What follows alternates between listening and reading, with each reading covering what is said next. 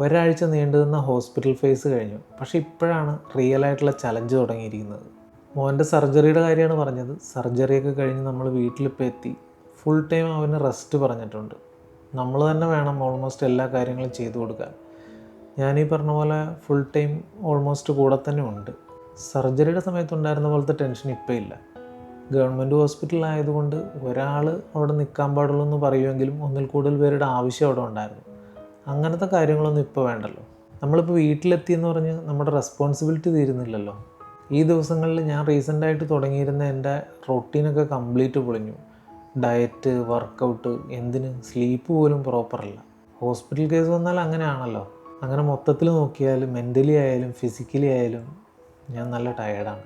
ഹോസ്പിറ്റലിലായിരുന്നപ്പോൾ വിചാരിച്ചു വീട്ടിലെത്തിക്കഴിഞ്ഞാൽ എല്ലാം ഒന്ന് നോർമലാകുന്നു. പക്ഷേ ആക്ച്വലി ഇപ്പോഴാണല്ലോ അവൻ്റെ ആ ഒരു റിക്കവറി ടൈം തുടങ്ങുന്നത്.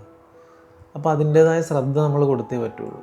ഈ ഒരു സാഹചര്യമായിട്ട് പൊരുത്തപ്പെട്ടു പോകാനാണ് നിലവിലിപ്പോൾ ശ്രമിച്ചുകൊണ്ടിരിക്കുന്നത്. പതിയെ പതിയെ നമ്മുടെ റൊട്ടീനൊക്കെ ഒന്ന് സ്റ്റാർട്ട് ചെയ്യാൻ ശ്രമിക്കുന്നുണ്ട്. മുഴുവനായിട്ടല്ല, എന്നാലും ചെറിയ ചെറിയ കാര്യങ്ങളിലൂടെ ആ റൊട്ടീനിലേക്ക് എത്തിക്കൊണ്ടിരിക്കുകയാണ്.